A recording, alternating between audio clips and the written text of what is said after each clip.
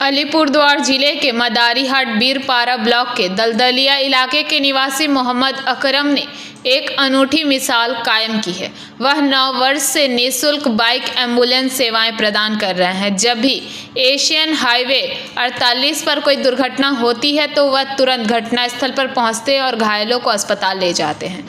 मानवता की सेवा के लिए समर्पित अकरम ने अपनी निजी बाइक को एम्बुलेंस में बदल दिया है और यह काम वह नियमित रूप से करते रहते हैं। उनके प्रयास न केवल दुर्घटना के पीड़ितों के लिए बल्कि पूरे क्षेत्र के लोगों के लिए एक उत्कृष्ट उदाहरण है। मोहम्मद अकरम ने लोगों की सेवा को अपने जीवन का एकमात्र लक्ष्य चुना है। उनकी पहल और अथक प्रयास समाज में करुणा का उदाहरण बने रहेंगे।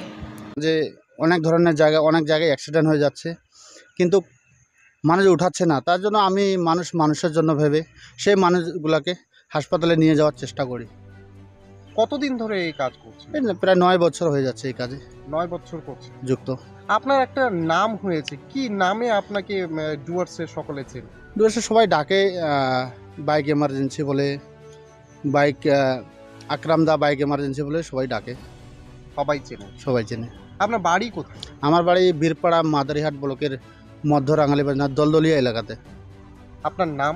আমার নাম Mohammad Akram. Bureau report PBTV news.